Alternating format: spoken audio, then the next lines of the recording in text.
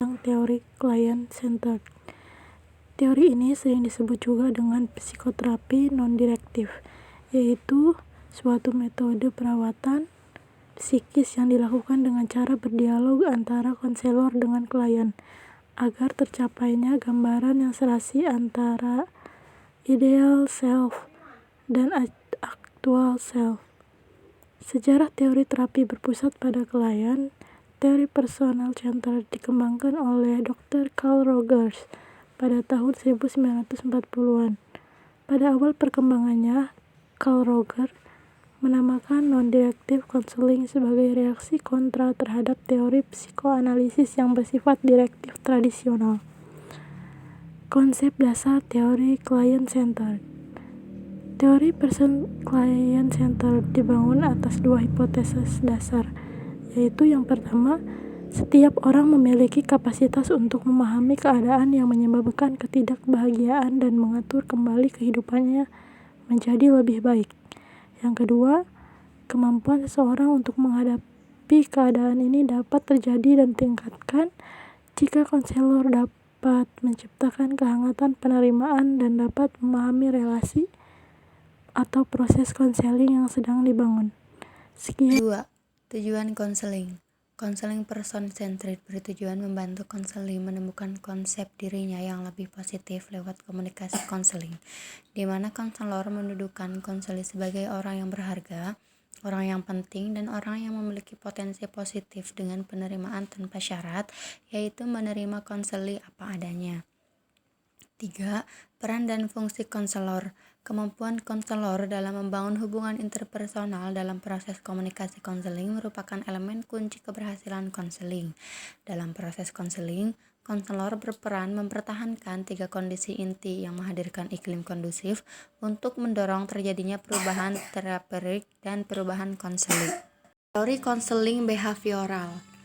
Konseling behavioral adalah sebuah proses konseling atau bantuan yang diberikan oleh konselor kepada klien dengan menggunakan pendekatan-pendekatan tingkah laku atau behavioral. Dalam hal pemecahan masalah-masalah yang dihadapi serta dalam penentuan arah kehidupan yang ingin dicapai oleh diri klien, konseling behavioral merupakan suatu proses membantu orang untuk belajar memecahkan masalah interpersonal, emosional, dan keputusan tertentu, menurut Surya 2003. Behaviorisme sendiri adalah aliran dalam psikologi yang didirikan oleh John B. Waston pada tahun 1913 yang kemudian digerakkan oleh Burrhus Friedrich Skinner. Behaviorisme lahir sebagai reaksi atau psikoanalisis yang berbicara tentang alam bawah yang tidak tampak. Behaviorisme ingin menganalisis bahwa perilaku yang tampak saja yang dapat diukur, dilukiskan, dan diramalkan. Tujuan konseling behavior. Menurut Latipun 2008 adalah menciptakan suatu kondisi baru yang lebih baik melalui proses belajar sehingga perilaku yang negatif dapat dihilangkan serta mengubah tingkah laku adaptif dengan cara memperkuat tingkah laku yang diharapkan dan meniadakan perilaku yang tidak diharapkan serta berusaha menemukan cara-cara bertingkah laku yang baru. Sedangkan menurut Komalasari 2011, tujuan konseling behavior adalah sebagai berikut. Yang pertama adalah menciptakan kondisi-kondisi baru bagi proses belajarnya. Yang kedua, membantu konseling membuat respons-respons yang lama yang merusak diri atau maladaptif dan mempelajari respons-respons yang baru yang lebih sehat dan sesuai adjustif. Yang ketiga, konseling belajar perilaku baru dan mengeliminasi perilaku yang maladaptif, memperkuat serta mempertahankan perilaku yang diinginkan.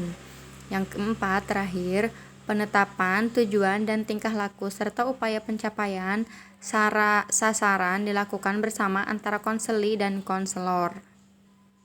Teori eksistensial. Pengertian eksistensial humanistik yaitu pada hakikatnya mempercayai bahwa individu memiliki potensi untuk secara aktif memilih dan membuat keputusan bagi dirinya sendiri dan lingkungannya. Teori ini sangat menekankan tentang kebebasan yang bertanggung jawab. Jadi, individu diberikan kebebasan seluas-luasnya dalam melakukan tindakan, tetapi harus berani bertanggung jawab.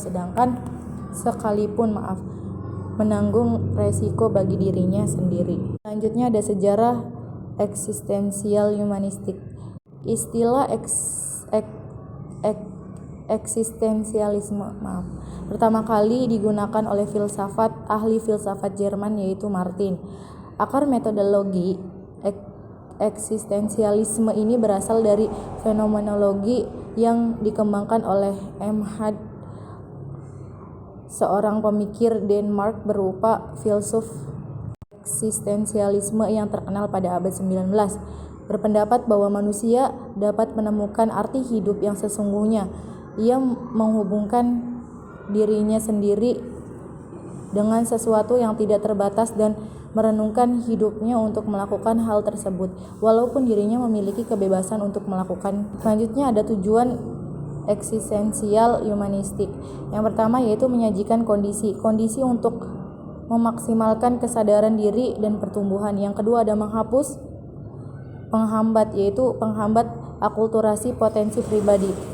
Membantu klien menemukan dan menggunakan kebebasan memilih dan memperluas kesadaran diri. Yang terakhir ada membantu klien agar bebas dan bertanggung jawab atas arah kehidupan sendiri. Selanjutnya ada peran dan fungsi konselor. Seorang ahli psikologi humanistis harus memiliki orientasi bersama yang mencakup, yaitu yang pertama menyadari pentingnya pendekatan diri pribadi ke pribadi, yang kedua menyadari peran dan tanggung jawab konselor, yang ketiga mengakui adanya hubungan timbal balik dan hubungan konseling, yang keempat konselor harus terlibat sebagai pribadi yang menyeluruh dengan klien, yang kelima mengakui bahwa keputusan dan pilihan akhir terletak di tangan klien, yang keenam memandang konselor sebagai model yang dapat menunjukkan pada klien potensi bagi tindakan yang kreatif dan positif. Yang ketujuh, memberi kebebasan pada klien serta meningkatkan kebebasan klien. Pengertian teori emotif rasional. Teori emotif rasional adalah aliran psikoterapi yang berlandaskan asumsi bahwa manusia dilahirkan dengan potensi baik untuk berpikir rasional dan jujur maupun untuk berpikir irasional dan jahat. Manusia memiliki kecenderungan untuk memelihara diri, berbahagia, berpikir, dan mengatakan mencintai, bergabung dengan orang lain, serta tumbuh dan mengaktualkan diri. Akan tetapi, manusia juga memiliki kecenderungan ke arah menghancurkan diri, menyesali kesalahan-kesalahan yang tidak berkesudahan, dan menghindari pertumbuhan dan aktualisasi diri. Manusia pun berkecenderungan untuk terpaku pada pola-pola tingkah laku lama yang disfungsional untuk mencari berbagai cara yang terlibat dalam sabotase diri.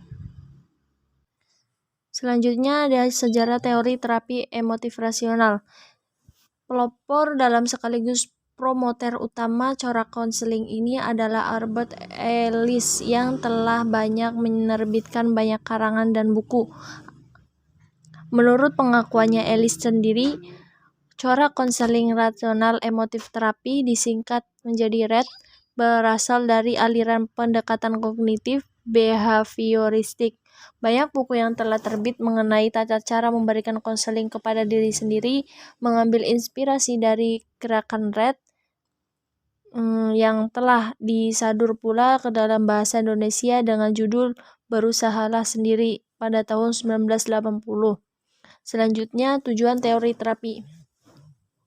Tujuan teori terapi ini, tujuan utamanya yaitu meminimalkan pandangan yang mengalahkan diri dari klien dan membantu klien untuk memperoleh filsafat hidup yang lebih realistik.